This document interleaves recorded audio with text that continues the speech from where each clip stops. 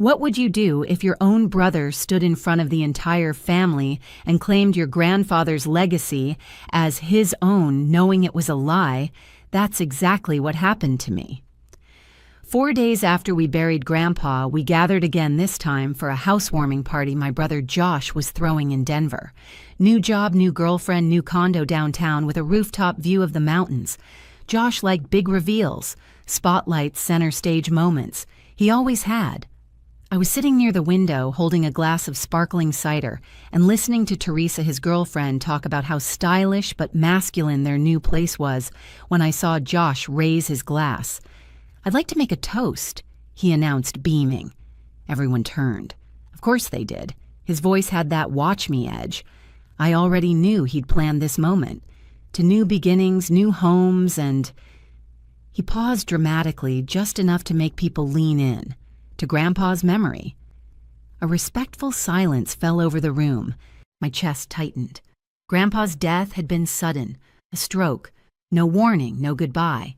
And now we were pretending to celebrate something while he was barely cold in the ground. I raised my glass anyway, quietly, respectfully, honoring the man who had meant everything to me. But Josh wasn't done. Speaking of Grandpa, he set his drink on the coffee table. "I have an announcement." I froze. He reached into his pocket and pulled out an envelope creased and yellowing at the edges, as if it had been folded and unfolded too many times. Something about the way he looked at me before he spoke made my stomach twist. "Before he died," Josh said, voice rising, "Grandpa gave me this letter. He wanted me to have his vacation home, the cabin by the lake." The room gasped. There was a flurry of congratulatory murmurs. Teresa clapped. My parents beamed like they'd just watched their golden child get into Yale. My cousin Jenna gave me a sharp, confused look from across the room, because she knew. She knew how close Grandpa and I had been. That cabin wasn't just a family retreat to me. It was where I'd spent nearly every weekend for the past 3 years. Helping Grandpa replace the deck slats, restock the woodshed, and clean out the dock before the first snow. Josh had visited maybe twice in 5 years, and both times he left early because there was no Wi-Fi and nothing to do. But more importantly, Grandpa had given me something 3 weeks before he died. A small, worn cedar box. He looked me dead in the eye and said, "Don't open it, Jules. Not until the time is right." I hadn't opened it. Not even once. Because when Grandpa said something with that voice, low, quiet, serious, I listened. And now, sitting in Josh's shiny new living room, watching him wave some mysterious letter around, I felt that same voice echo in my gut. I stood up. "That's great," I said, smiling with effort. "Good for you, Josh." He grinned, basking in the attention. I turned to Jenna. She raised an eyebrow. I gave a tiny nod. I needed to leave. I needed to know. So I faked a phone call, slipped down the hall, locked myself in the guest bathroom, and breathed. That letter. It didn't make sense. Grandpa's handwriting had gotten so shaky from arthritis in his final months, he could barely sign birthday cards. But the signature I saw on that envelope, it was smooth, confident, precise. I pulled out my phone and texted Jenna. "Emmy need to check something at home. Can you cover for me?" "Jenna, say no more. You just got called into work." 3 minutes later, I was sliding out the back door while everyone was still toasting Josh's surprise inheritance. The city lights blurred as I drove, not from speed, but from the tears I refused to let fall. Grandpa and we lived in that cabin. He taught me to fish on that lake. We spent summer nights counting constellations. He made chili over the fire pit and told me stories about his wild youth, his heartbreaks, the first house he ever bought. He didn't just love that place, he was that place. Josh announcing it as if it were some prize he'd just won at a raffle felt like desecration. When I got home, I didn't even take off my coat. I went straight to my closet, reached up to the top shelf, pulled down the cedar box. It still smelled faintly of tobacco and sawdust. Don't open it until you need to know the truth. I sat on the edge of my bed, heart pounding, hands trembling, and lifted the lid. Inside was a sealed envelope with my name on it, several folded documents. A small brass key I recognized immediately. It opened Grandpa's antique roll-top desk at the cabin. I unfolded the first document and gasped. A notarized deed, transferring full ownership of the lake cabin. To me, dated 6 months ago. My breath caught in my throat.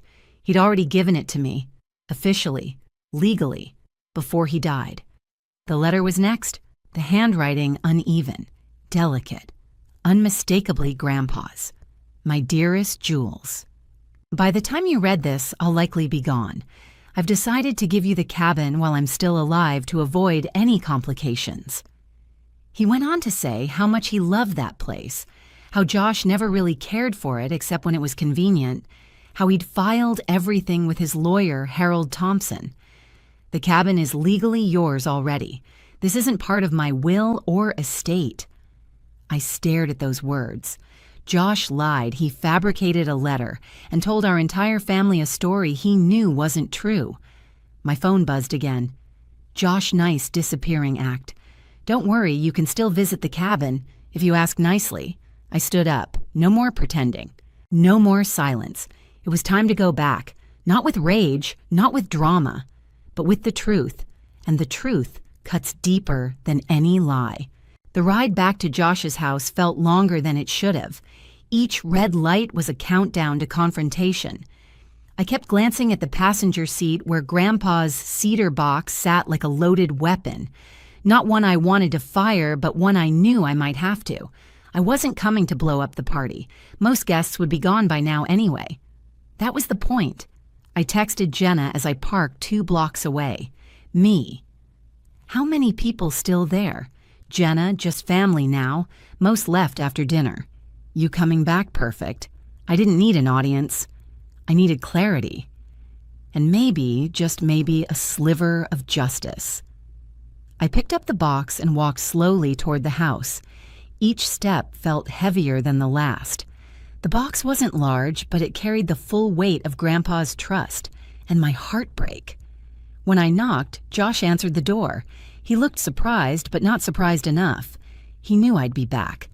His expression tightened lips, twitching into a smirk that didn't reach his eyes. "Work emergency over already?" he asked. His tone said what he wouldn't. "I know you're here to ruin my moment." "We need to talk," I said evenly, stepping past him into the living room. Everyone looked up. My dad was examining Josh's letter again. My mom stood beside Teresa, still talking about potential upgrades to the cabin. Jenna sat on the edge of a chair, clearly tense, waiting. "Jules is back," my mom said brightly. "We were just discussing Josh's wonderful news about the cabin." I set the cedar box gently on the coffee table. That's what I wanted to talk about. Josh's eyes flicked down to the box. Recognition flashed across his face. His jaw tensed. "What's that?" he asked, feigning casual interest. "Something Grandpa gave me," I replied. 3 weeks ago. He asked me not to open it until the time was right. I turned to him. "I think that time is now." Before Josh could object, Dad leaned forward. "What is it, Jules?" I opened the box. Silence. Carefully, I pulled out the notarized deed and Grandpa's letter. 6 months ago, I said, voice calm but unwavering, Grandpa legally transferred the cabin to me. It's not part of his estate. I laid the deed on the table. Jenna sat forward. Teresa froze. My mom's mouth parted, but no sound came out. Dad picked up the document, adjusting his glasses. His brow furrowed. "This is notarized. And this signature is definitely your grandfather's." Josh stood frozen. His face paled. "That's impossible," he said, voice cracking. "Grandpa gave me the letter. He told me I was supposed to have it."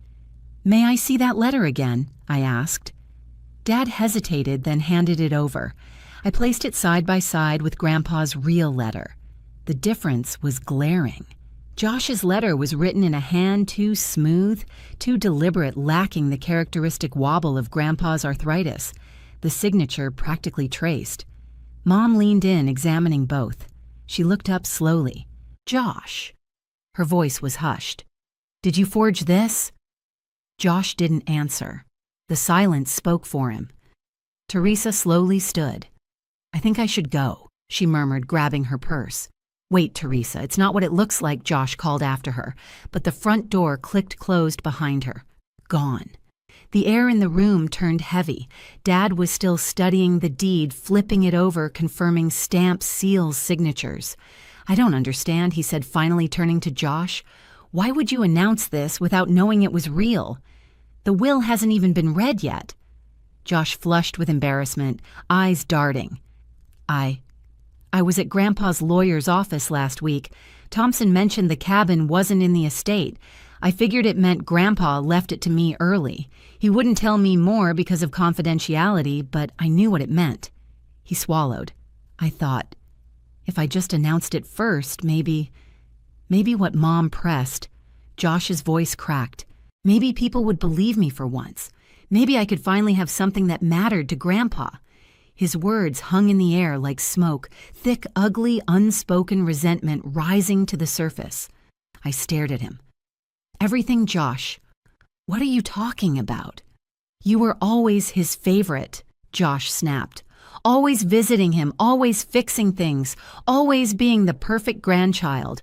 The rest of us barely got a look in." Dad cleared his throat, clearly uncomfortable. "Josh," he said, "forging a legal document is a serious offense." "It wasn't about the law," Josh shouted. "It was about feeling like I mattered." He crumpled into a chair, fists clenched. The truth spilled out faster than he could stop it. "I saw the deed in Thompson's office. I figured it out. I made the letter that night. I didn't plan to use it, I swear. But then everyone was here celebrating the new house, and I wanted something bigger to announce." I looked at him, really looked. He wasn't just guilty. He was hollowed out by regret. And I remembered something. There was one thing I hadn't told anyone about. One more item in the box. I reached back in and pulled it out. A sealed envelope. Josh's name written in Grandpa's shaky scrawl. "He left something for you, too," I said softly. Josh's head lifted. "What I don't know. I wasn't supposed to open it." I handed it over. He stared at the envelope for a long moment before slowly tearing it open. He read silently, and then his shoulders slumped. His face shifted. Shock, then shame, then something else, something deeper. Regret. He knew Josh whispered. "What does it say?" Mom asked, moving closer. Josh hesitated, then handed it to her. "Read it," he said. "Everyone should hear it." She adjusted her glasses and began, "Dear Josh, if you're reading this, it means Jules has opened the cedar box, which means one of two things. Either I'm gone or something's happened that made her feel it was necessary. I've known you since the day you were born. I know your heart. You've always craved recognition. And I'm sorry if I didn't give it to you in the way you needed. But I also know you act on emotion. When you feel overlooked, you make impulsive decisions. The cabin belongs to Jules. She loved it the way I did. That's why I gave it to her. But you don't need the cabin, Josh. You need purpose. Enclosed is a check for $25,000. Use it to start something that makes your heart come alive. This isn't about fairness, it's about paths. Jules will keep the door open for you, but your journey, that's yours to build. With love and hope, Grandpa."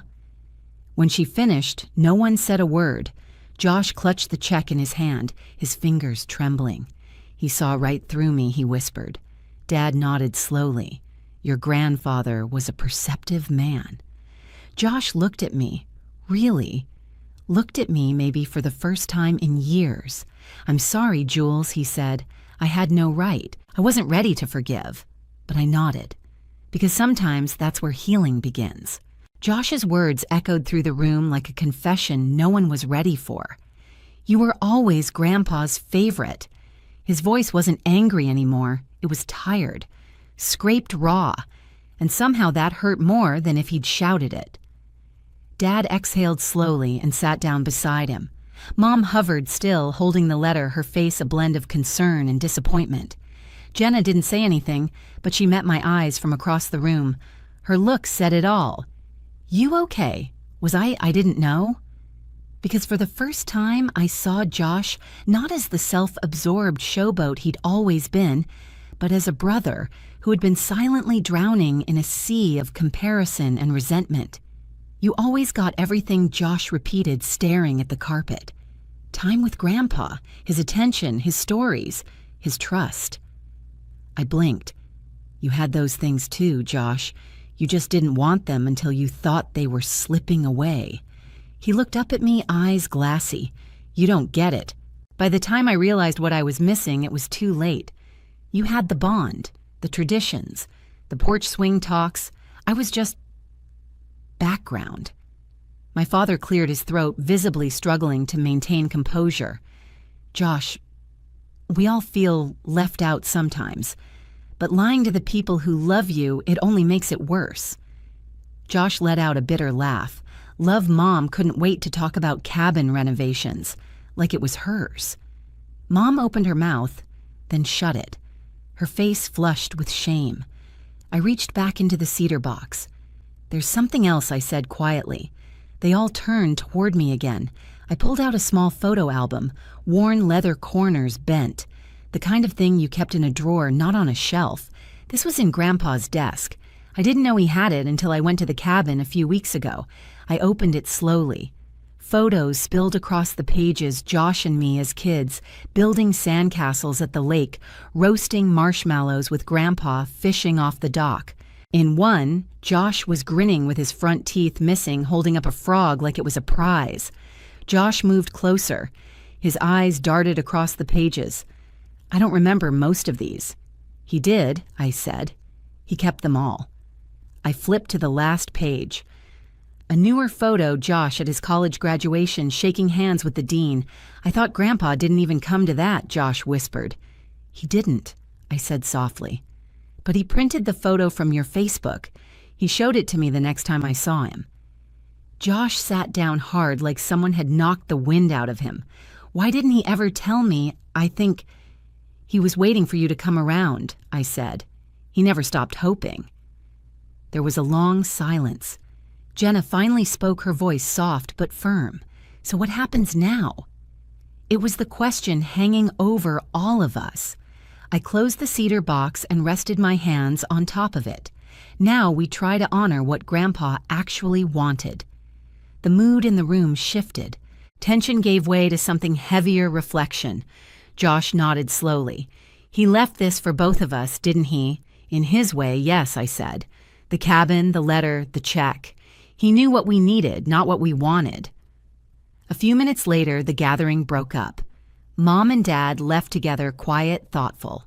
They paused at the door, giving me long glances like they weren't quite sure how to apologize for the blind spot they'd nurtured all these years. Jenna hugged me tight. "Call me tomorrow," she whispered. "I mean it." And then, it was just me and Josh. His party had ended in a thunderclap of truth. There were half-full glasses on counters, abandoned appetizers on the kitchen island, music still playing faintly from a Bluetooth speaker no one had turned off. Josh moved around the kitchen like a ghost, filling 2 mugs with coffee we didn't really want. He set one down in front of me. "I didn't plan the forgery," he said, voice hoarse. "I found out about the deed, and I was angry. I made the letter that night. Didn't really think I'd use it. Then why did you?" He stared into his mug. "Because when everyone was here celebrating my new place, I wanted more. I wanted something important to announce, something bigger." I didn't respond. I let the silence fill the space. Silence has weight, sometimes heavier than words. He looked up. "I've always been jealous of what you had with him. You could have had it too." I said, not unkindly. "He wanted that." "I know that now," he murmured. "I just didn't know how to reach for it without feeling like I was second best." I sipped the coffee lukewarm, bitter.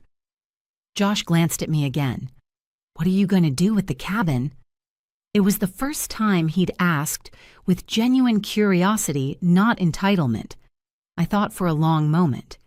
"Keep it as it is, mostly. It needs repairs. But I don't want to change its character." Josh nodded. "Good. It should stay the way he loved it.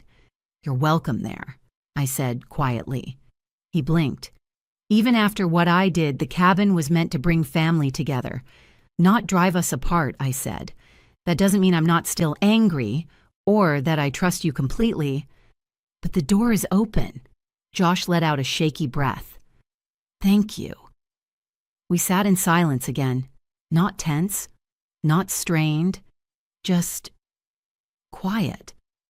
Like maybe this was a beginning, a hard one, an earned one, and maybe that was the only kind worth having. I didn't sleep much that night. Even though everything was resolved, my body didn't believe it. My chest still felt like it had been cracked open, and my mind kept replaying Josh's words, Grandpa's voice and the sound of Teresa's heels clicking as she walked out of his life. The next morning I drove. No destination at first. Just needed air, clarity, space. But I ended up exactly where I knew I would. The cabin. Grandpa's cabin. Our cabin. The sun had just begun to crest over the pine trees when I pulled into the gravel driveway. Light filtered through the needles in gold slants. The air smelled like pine sap and earth.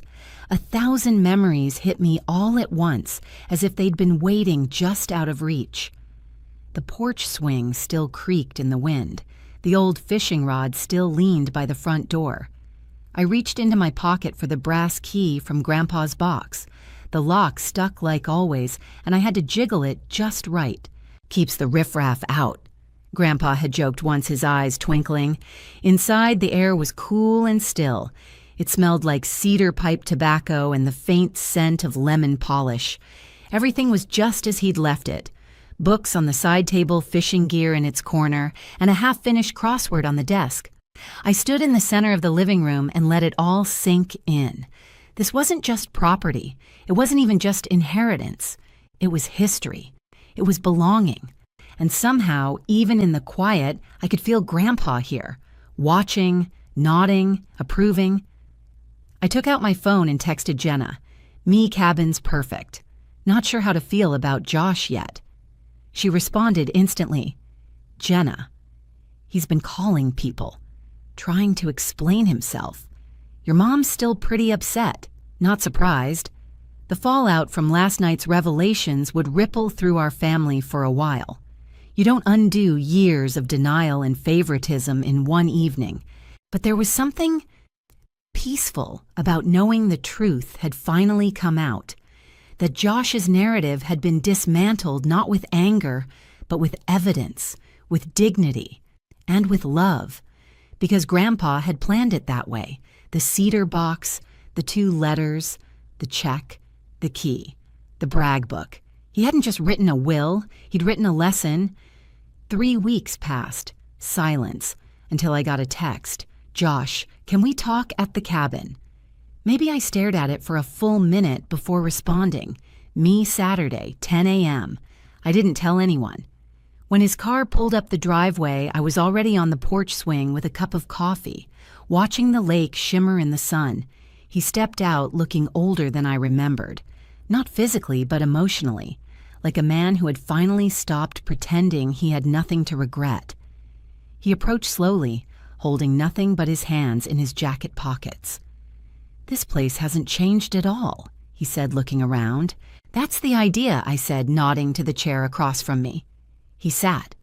We didn't speak for a moment, just listened to the wind rustle the leaves and the soft lap of water against the dock. Then he broke the silence. I've been thinking about what to say for weeks, he said, but everything sounds inadequate. Try anyway, I replied, not cold, but not overly warm either. He took a deep breath. I'm sorry, not just for the forgery, for everything, for being jealous of your relationship with Grandpa, for resenting you instead of looking at my own choices, for acting like a child when I should have been a man. I studied him. Josh was always good with words, but this felt different. Why did you really do it, I asked. The whole thing, the fake letter, the speech, all of it, the truth. He looked out at the water. I thought, If I had the cabin, it would make up for all the time I didn't spend here. Like I could buy back the moments I missed. His voice cracked. Stupid, huh? No, I said. Sad. He nodded. I used the money, by the way. I blinked. The check. Yeah, Grandpa's gift. I enrolled in a woodworking class. I blinked again, surprised. Seriously? He gave a sheepish laugh. Turns out I'm terrible at it, but I like it. There's something calming about it. Cutting, measuring, creating something with your hands. I finally get what Grandpa meant. That caught me off guard. Josh, who once bailed on a camping trip because his Bluetooth speaker died, was using a chisel and sandpaper. He would have liked that, I said quietly. Josh looked down at his hands. I think he knew this would happen. All of it. The fight, the fallout. He hoped it wouldn't, I said. But he prepared in case it did. We fell silent again. Not heavy silence this time. Thoughtful. Healing. I want to show you something, I said, standing. Josh followed me inside, into Grandpa's study. I pulled out the roll-top desk key, the brass one from the cedar box, unlocked the top drawer. Inside were folders, labeled with names: Josh, Jenna, me, Mom, Dad. I pulled out the one marked Josh and handed it to him. He opened it, and I watched his face change with every page. Photos of his high school debate team, newspaper clippings of his college graduation, a screenshot of his promotion announcement last year. You kept thinking Grandpa didn't notice you, I said. You were wrong. Josh wiped his eyes. He really was proud of me. Yeah, I said. He just showed it differently. He stared at the folder. I really messed up. Yes, I said. But Grandpa believed in second chances, and so do I. I pulled out a calendar from my tote bag. I've marked weekends I'll be here, for repairs, projects. I could use an extra set of hands. His mouth twitched. Even clumsy woodworking hands, especially those. A real smile broke through his solemn expression, and for the first time in a long time I saw not the brother who competed with me, but the one who used to build blanket forts with me in Grandpa's living room. That afternoon we didn't talk about the past. Not really. We talked about sealant types for the dock, about the boathouse's crooked door frame, about which windows needed replacing before winter came, and somehow that was enough. Josh pitched ideas for restoring the old canoe Grandpa used to paddle around the lake, in ideas that weren't half bad. I pulled out my sketchbook and drew quick diagrams of what needed fixing. We were quiet but not uncomfortable, focused, cooperative. And for the first time in years, we weren't opponents. We were just two siblings trying to make something last. Later, we sat on the end of the dock with our feet in the water. The lake was glassy and still broken only by the occasional ripple from a dragonfly or a leaping fish. I think Grandpa knew exactly what he was doing, Josh said after a long silence. I raised an eyebrow. You mean giving me the cabin? He shook his head. I mean giving you the responsibility. I frowned. What do you mean? Josh leaned back on his hands and looked at the sky. You didn't just inherit a piece of property, Jules.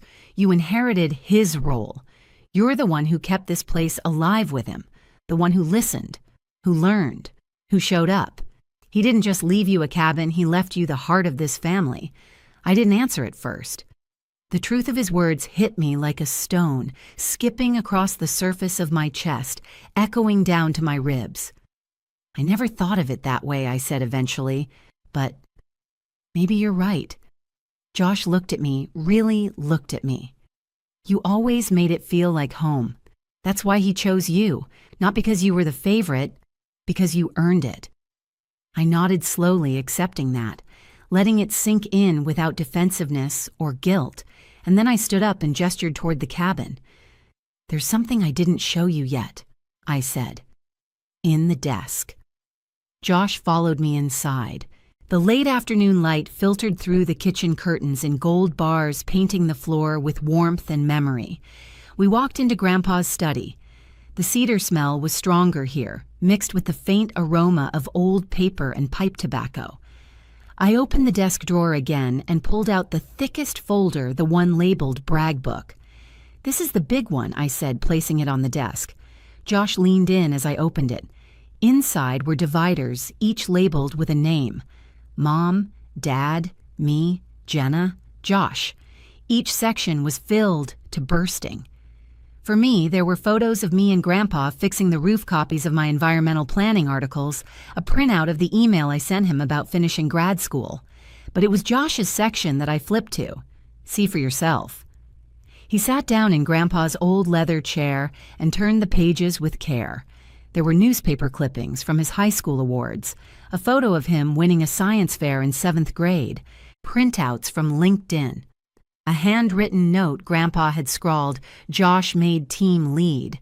Proud." He stared at it in silence. "I didn't know he kept all this," he said quietly. "He kept everything I replied. He just didn't broadcast it." Josh's fingers trembled slightly as he turned the final page. It was a photo of the two of us standing side by side at the cabin 5 years ago, holding paintbrushes, our faces smudged with white primer. "Why this one?" he asked. "I found it on the wall in his bedroom last summer." He said it was the last time we all worked together on something. Said he liked being reminded it was possible. Josh closed the folder. Tears shimmered in his eyes but didn't fall. "Do you think I can still be part of this?" he asked softly. "The cabin, I mean. Helping take care of it. Helping you take care of it." I studied him. Not the words, but the tone. He wasn't asking for property anymore. He was asking for place. "For now, I'll need you weekends," I said. "But if you show up, really show up, I'll consider letting you manage the boathouse renovations." He grinned through his tears. "That crooked thing, seriously, seriously." We laughed just a little, and it sounded like something unfamiliar but welcome, like hope. We spent the rest of the day planning. Grandpa's spirit hovered in every corner, quiet, knowing, proud. Josh asked more about Grandpa's last months. I shared stories. Some made us laugh. Some made us sit in silence. But that night, as we sat on the porch with mugs of cocoa watching the stars emerge one by one above the lake, I felt something shift. Not fixed, not perfect, but real. The kind of healing that starts with truth, is watered by regret, and grows, if you're lucky, into redemption. The next morning, Josh was gone when I woke up, but on the kitchen counter, I found a note written on the back of an old bait shop receipt Grandpa had probably left in the drawer. "Thanks for the second chance. I'll be back next weekend with power tools and maybe less attitude. Tell the boathouse I'm coming for it." "Josh," I smiled, not because everything was fine, but because for once, it might be. I stepped outside onto the porch. The air was crisp. The lake was still. A layer of mist clung to the surface like a secret the water hadn't decided to share yet. I carried my coffee to the dock and sat down. The cedar box was beside me, closed, scarred from years of use, but whole. Inside were the pieces of everything Grandpa had left behind, documents, letters, the photo album, the brag book folder I hadn't put away yet. And yet those weren't the most valuable things.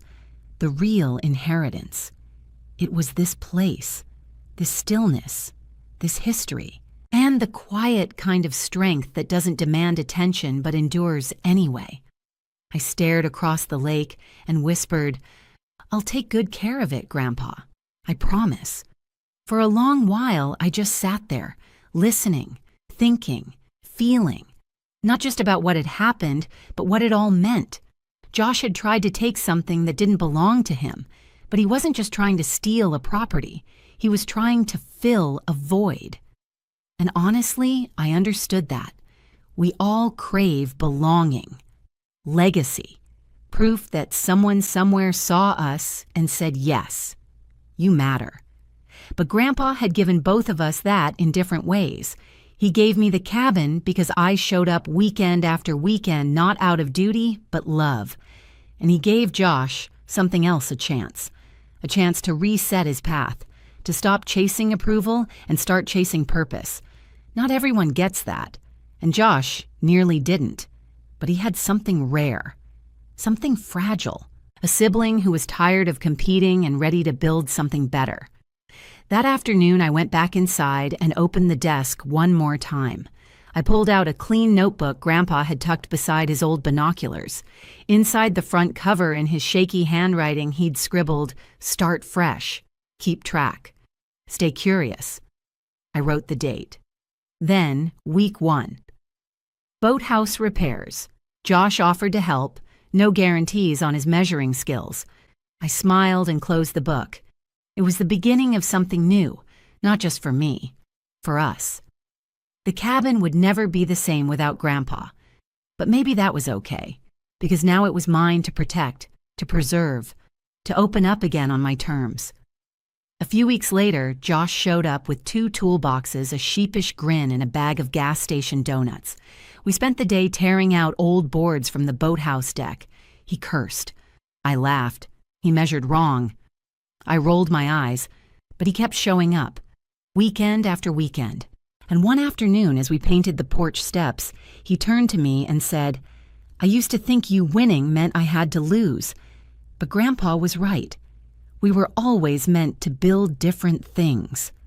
I nodded. "And you finally brought the right tools." He grinned. "Only took 30 years. We laughed. The sun dipped behind the trees. The lake turned gold. And for the first time since Grandpa died, I didn't feel like something had been taken. I felt like something had begun, not a return to what was, but a step into what could be. And maybe, just maybe, that was the real legacy. Have you ever been underestimated by family or had to defend what was already yours? Share your story in the comments. Let's talk about healing legacy and what it really means to win. Subscribe and join us for more family betrayal dramas every week. You never know who might be watching and who's finally ready to understand.